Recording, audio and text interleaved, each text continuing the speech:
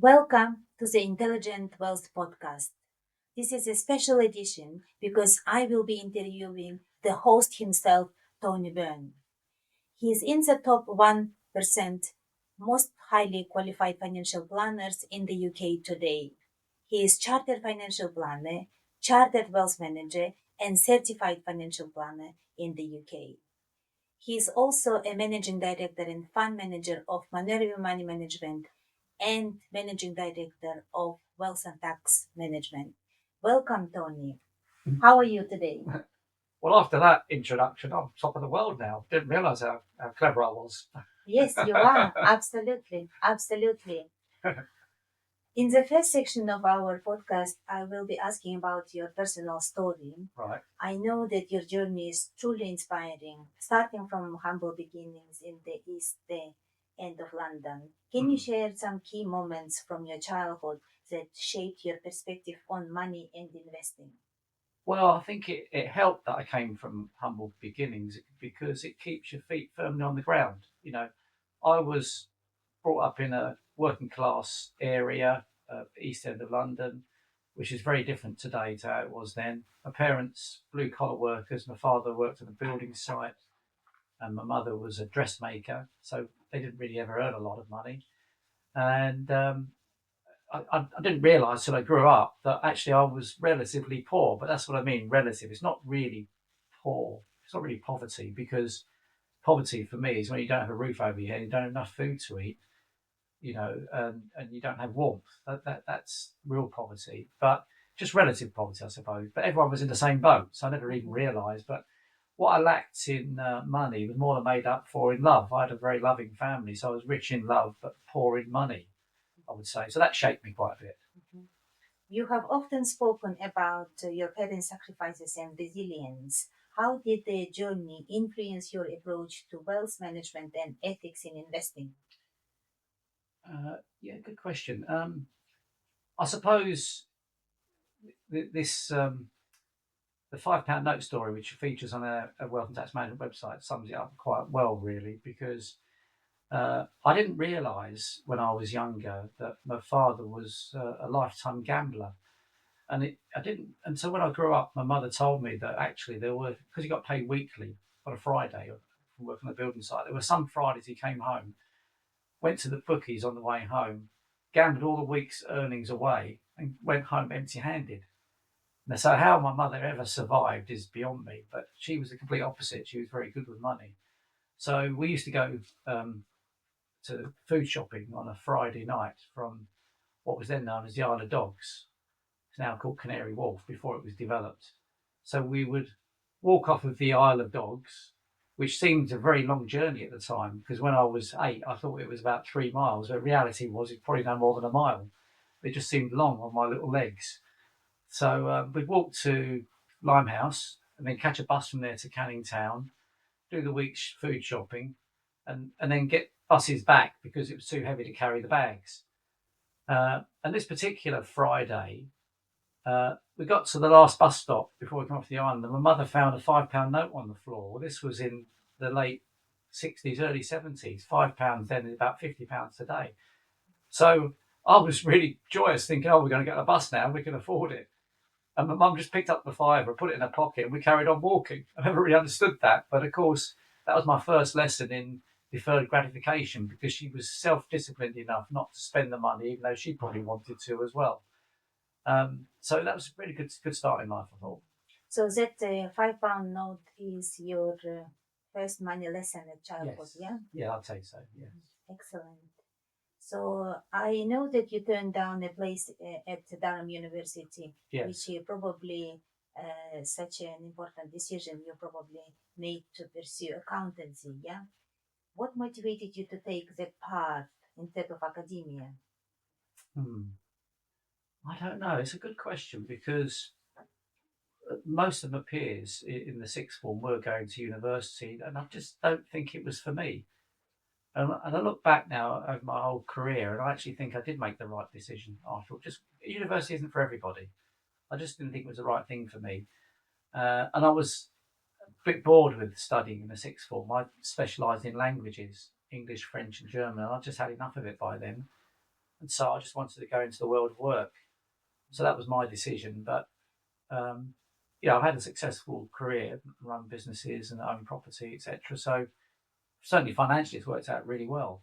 Mm. You know, compared Excellent. to my Excellent. peers. So it just goes to show that you don't have to have a university degree to be successful in life. Yeah. Well, no, in fact, if evidence shows it's quite the opposite. I mean, the most successful entrepreneurs in the world usually either don't go to university or they drop out of university. Partway through. Like people like Bill Gates. I think Zuckerberg. He definitely dropped out of university. So these kind of people become the richest people in the world. So if you measure it in terms of wealth, yes, it's certainly not necessary to get a degree. But if you're going to work for someone else the rest of your life, it makes sense to get a degree because then you'll probably be one of the higher earners because people with degrees tend to earn higher salaries. But it's certainly not the way to become an entrepreneur necessarily, just having a degree. Because there's a complete world of difference between being a successful business person and having an academic ability. In fact, some ways it might be to your detriment if you're too academic because you're not as versed in the real world that we live in, arguably. Excellent. You've been a financial advisor for several decades, and suddenly you decided to form a fund management company. What was the reason behind? What made you to set this up?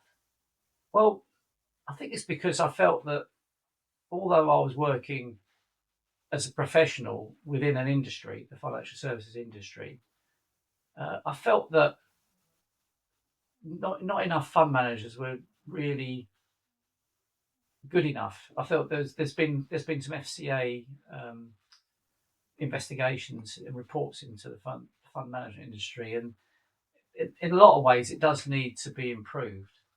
And I felt we could do a better job. But that was before I realised just how tough it is raising funds for an unknown fund manager like ours. So it's been a difficult journey so far, but rewarding as well, I would say. Very rewarding. You set your financial planning business in 88 square foot back bedroom to nearly manage 100 million pounds. I'm sure it wasn't easy for you, yeah? What were the challenges you faced and how did you overcome? Many challenges. Running a business is incredibly difficult. One of the most difficult challenges in life, I would say. When you think that only 10% of businesses survive the first 10 years, and of those 10%, only 10% of those survive the next 10 years. So having a business that can run for several decades is a very rare thing.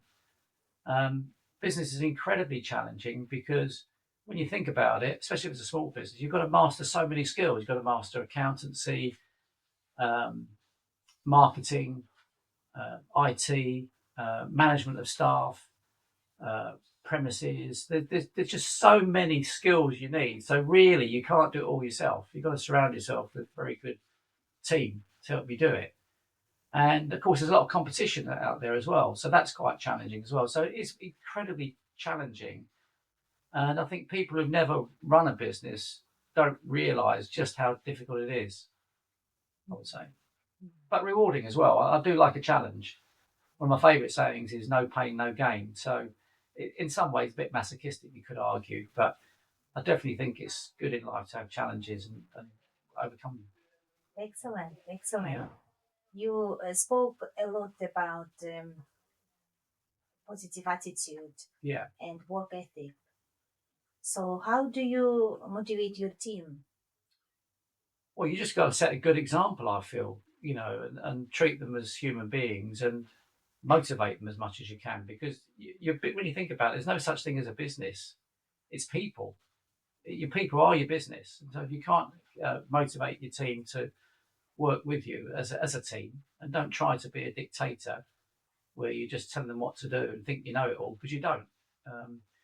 You do need your team around you. See this team of specialists because you can't master everything yourself. Even the greatest entrepreneurs in the world recognise that. They can't do it. Look at Richard Branson, a multi-billionaire, British multi-billionaire. he's got an airline business, he's got a train business. Well, how big a business would that be if he had to drive his own trains and fly his own planes? It just wouldn't work, would it? You've got to have a great team around you, so you've got to focus on employing the best people you possibly can and train them and look after them. All research I've read about shows that the companies that employ the best people, pay them well, give them lots of benefits, train them very well, tend to get much better results for the business because they put their employees first. There's this mistaken belief you should put your customers first. No, put your employees first. Because if you look after employees, they'll look after your customers. So you still get the same result. But too often companies are treating employees like inanimate objects, like this cup. And we used to call it personnel department. They now call it human resources. Well, that doesn't sound like a human being. Human resource. You're not a cup. You're not a resource. You're a person. You're looking after people. So look after people and they'll look after your customers. And they'll still give you the same result. They're helping your customers, but it's from a different perspective, not just think about customers first. Yes, I think it's really important insight to all companies out there where you treat your team as part of your family and not just a number, because ultimately they're going to bring the business you want if you look after them, yeah? Yeah, and if you look at the companies with great service, like Amazon, for example, they really do have a fantastic service, don't they? I read a book called Terms of Endearment. It's a play on the phrase terms of endearment, and that's the book where I learned all this from. That you really got to look after your team, and perversely, the more you spend on training and retaining staff and benefits, the more you prosper. Whereas too many companies want to reduce their workforce, they want to cut down their salaries, not give them much training. But what happens is you offer much worse service, and it ends up costing you more money in the long run because you've got to keep re-recruiting people, training new people, and losing the experienced people. So the results from the staff you have are worse. Very well motivated, long-term serving staff will create far more sales for you than an endless treadmill of new staff coming in and out all the time. So it's a false economy thinking you've got to keep your salaries and benefits low. No, that's your most important resource is your people. So look after them, really look after them, and then you'll prosper as a business. Excellent. Thank you so much for sharing, Tony. Next section, we will be talking about your YFS Intelligent Wealth Fund, which has been launched in 2018 and focuses on the 7 themes of the future. Yes. Could you tell me how does this align with your investment philosophy? Well, we felt in 2018 that the world was changing quite a lot. Of course, a lot's happened since then because we're now in 2024. And we recognised that there were 7 themes of what we call the future, but really they're the present and the future. So these are developing themes. So it could be areas like transport technology, it could be next generation internet, automation, all these areas. So it includes all these popular areas like artificial intelligence now. But it wasn't the case so much then. Although artificial intelligence has been around a long time, it wasn't flavour of the month back then.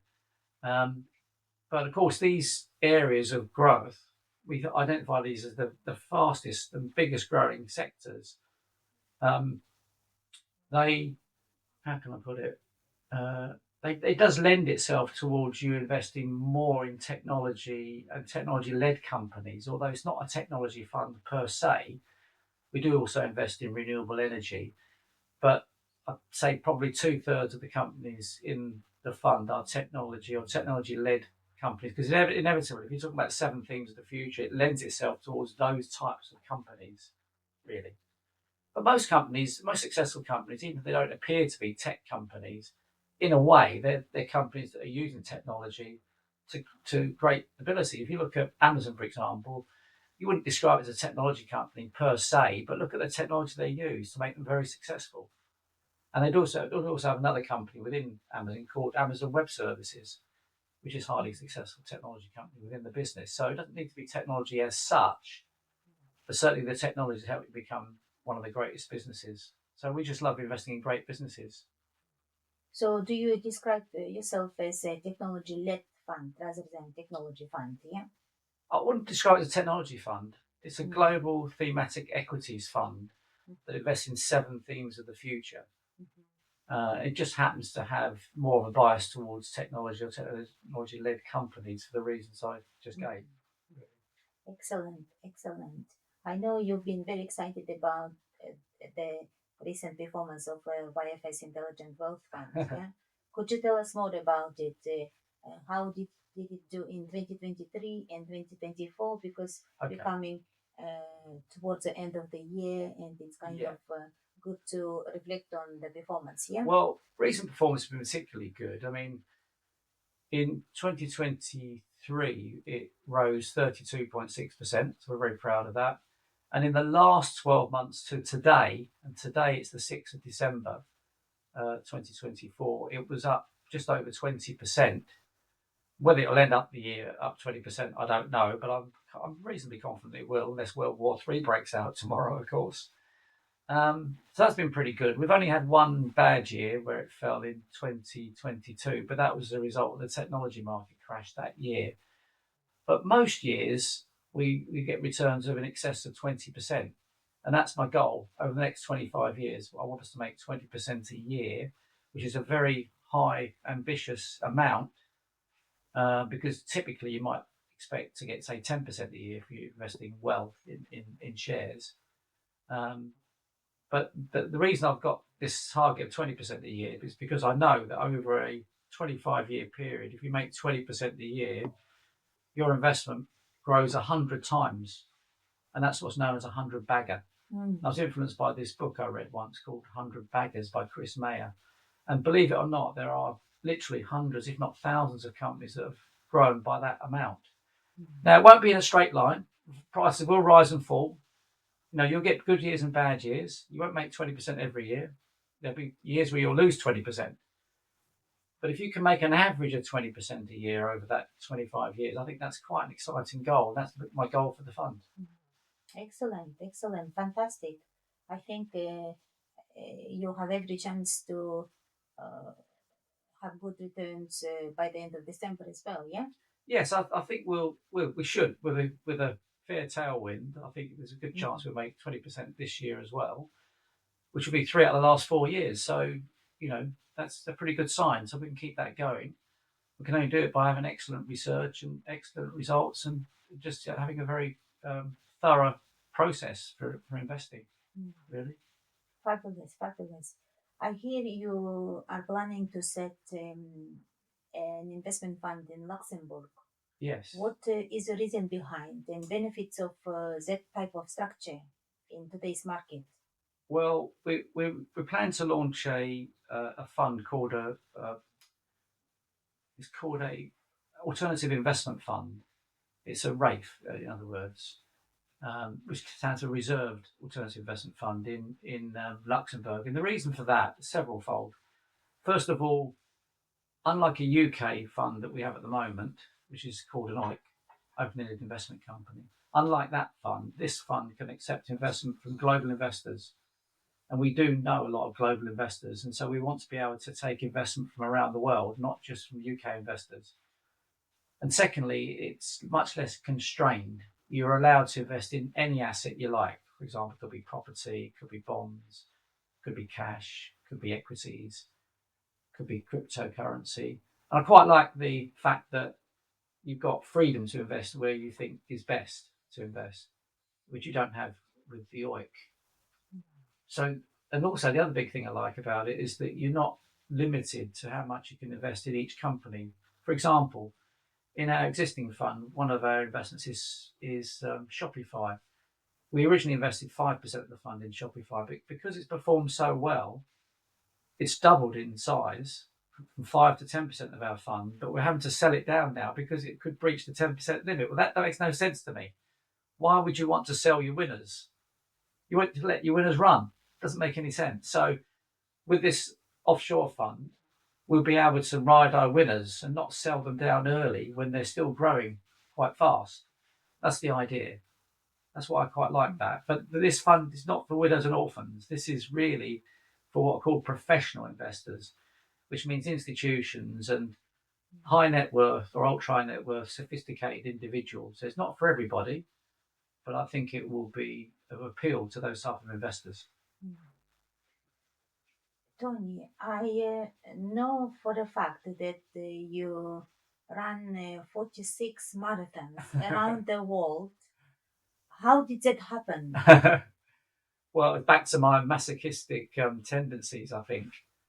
No pain, no gain. I've always enjoyed a challenge, and I wouldn't say I was a natural runner by any means, but I did. I thought I had an ambition to run a marathon once, so I did run the London Marathon. It was my first marathon, way back in about the year 2000, I think it was, and I had a disaster. It was my worst ever marathon, the first one. It took me over 6 hours, and I think I walked the second half. I was not very well on the day. I don't know what it was. And I limped home, somehow got home. And I thought, well, I've got two choices now. I can either give up marathon running forever or make a go of it. And I thought, well, I'll make a go of it. So I ran another 45 marathons. Never broke 4 hours, which was very disappointing. But I did manage to do 4 hours 10 once when I was getting better. But then an injury ended my distance running career in the end. But it was very rewarding because it meant I could visit a lot of countries I would never otherwise have visited. So a lot of them are in Europe, but and you go to nice cities, like Budapest or where else, Paris or Berlin. You know, I've been to countries in Scandinavia, like Norway twice, and Iceland, and it was just a great opportunity to visit lots of countries, and usually have long weekends there and take in the cultural sites as well as very interesting different types of races, including one that I did in Norway, which was called the Midnight Sun Marathon. Yes, yes. Where it's a part of the world where in the summer the sun doesn't set for 7 weeks. And in the winter, the sun doesn't rise for 7 weeks. So it's nighttime for 7 weeks. But in the summer, it's daylight all the time. So we ran this marathon and it was scheduled to finish around about midnight, about the time I finished. And I was running towards the end and it was like broad daylight. The sun was shining, people were coming out of bars. It felt like lunchtime. But that was the Midnight Sun Marathon. That was a lot of fun. Excellent, excellent. I think it is an absolutely admirable story because it might be just 46 marathons, but not everyone can do even one marathon. For example, I haven't run one marathon, so I have my great respect for that achievement. Well, you have to train. You've got to train for it. If you train hard, you can. Most people could run a marathon, put their minds to it, but not many people as mad as me to even try it. Yeah, I can see you are in such a good physical shape. Tell us more about your daily fitness regime. Do you have one? I do. I'm a bit of a fitness freak. I probably spend at least an hour a day doing some kind of physical exercise. It might be running. It might be spending a bit of time in the gym. A little bit of weights. What else do I do? Walk to work, walk back from work. Well, that's not a long distance, to be fair. I try and vary it a bit, do different things most days, and I find it quite rewarding. It's challenging, it takes up an hour of your day, but I'm a very early riser, so to me, an hour in the morning is nothing. I still get to work before 9 o'clock because I live very locally to where I work, and I feel so much better for it. Now, it's not for everyone, but if you exercise, I love the free drugs I get from it, endorphins. That you just feel good. It makes you feel good, and I think it's worth the effort. Again, back to my motto: no pain, no gain. A lot of people don't really go for that. I got a colleague who amusingly said to me he believed in no pain, no gain. But that's for him, but that's not for me. So nothing worthwhile having in life is worth it without effort, without going through some challenge. So maybe I'm just built that way for a challenge. I just like the challenge.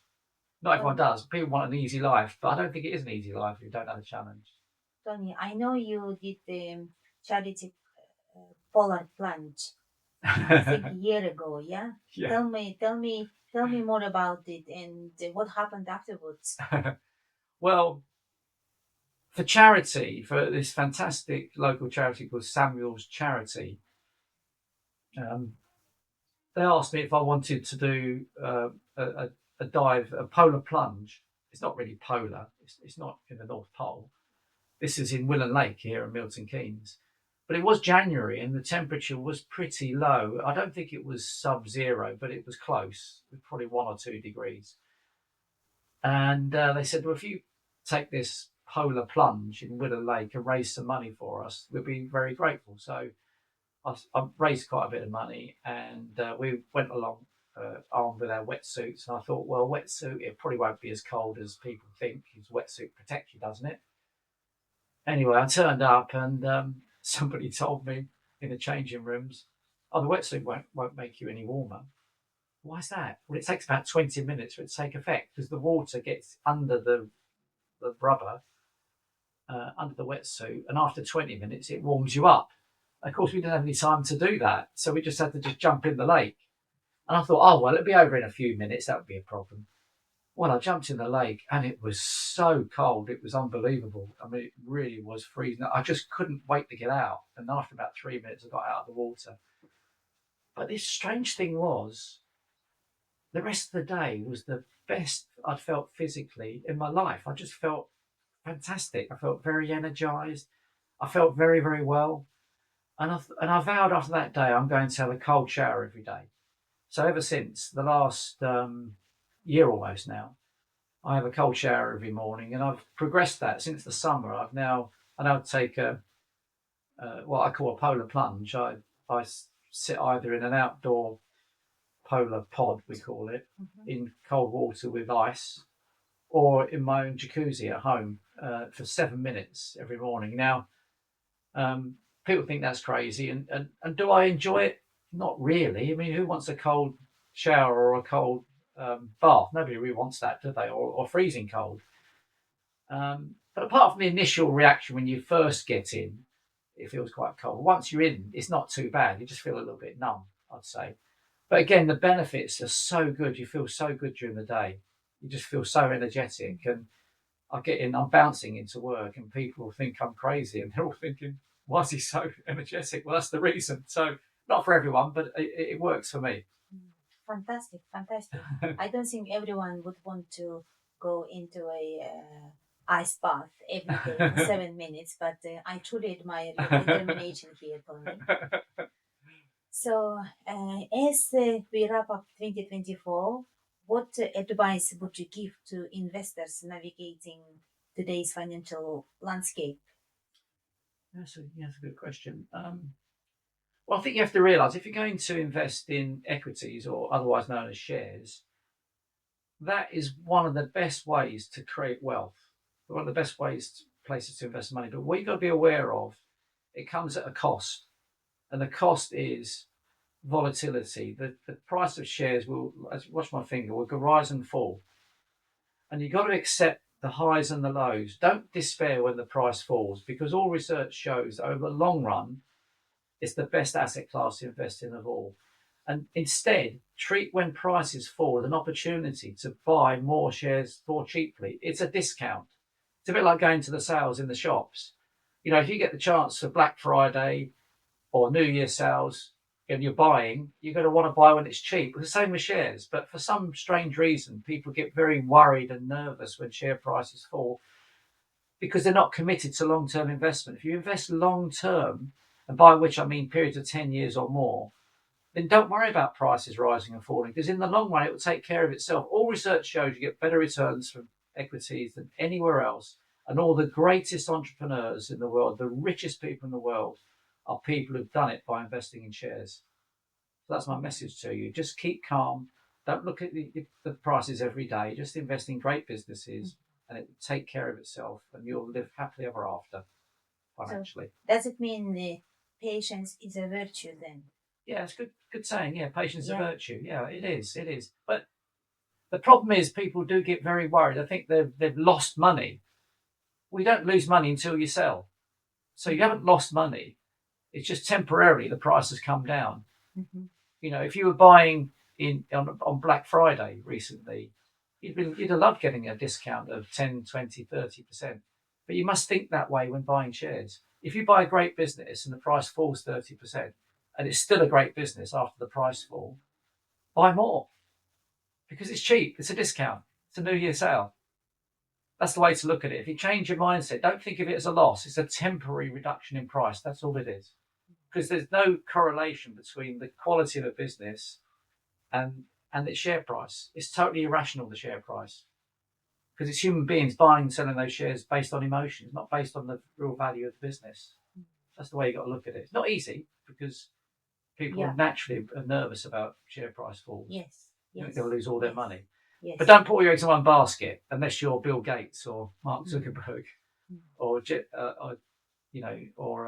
Amazon's chief, Jeff Bezos, because those people have built fantastic businesses. They might have all eggs in one basket, but it's one hell of a basket. You often said that you want to help people live the life they want. Yes. What personal principles guide you in making the vision a reality for your clients? Well, by advising clients, you're acting like a financial coach, really. So you're teaching them to invest in the right areas, like shares, for example, to grow their wealth and to have a goal of becoming financially free as early as possible. Because once you've got financial freedom, then you can still go to work, but you're just going to work because you want to, not because you have to. And I think it's a gift. If you've got freedom to do what you like, when you like, and you haven't got to worry about the price, to me, that's the ultimate gift, isn't it? So it's not about money per se. It's about having the freedom to do what you want, when you want, on your own terms. I think most people like the idea of that. And I think it's a lot of comfort because one of the biggest worries people have got before retirement is lack of money, or any stage of your life. It gives you great insecurity. So if you can build that wealth and get all that passive income coming in, so you haven't got to worry about work or lack of money, then I think it's a real force for good. I don't believe in this saying that money's the root of all evil. First of all, it's a misquote. The true saying is the love of money is the root of all evil. But I actually think the lack of money is the root of all evil. And it's evidenced by all the violence and wars you get in the world, which are fighting over resources all the time, fight because of a lack of money rather than abundance. In countries that I've been to that are very wealthy, like Switzerland, there's virtually no violence goes on. That country's never been to war. So, I think that's the case. So if you can help people become prosperous, but not arrogant about it and not wasteful about it, but so they use the money for a good reason to look after their families, for example, and their friends and relatives, I think it's a good thing, really. Fabulous, Tony. As we're coming to an end of our show, I can see that you had so many challenges in life. Yes. What makes you to stay positive? Because you come across as a remarkably positive person.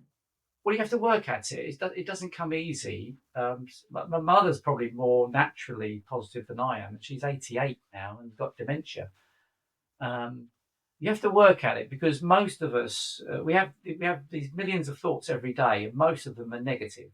So our brain is almost conspiring against us. So you have to find ways to find a positive outlook on life. And one of the things I do that works very well is exercise, because that gives you the endorphins. It makes you energetic, my polar plunge, and all those kind of things.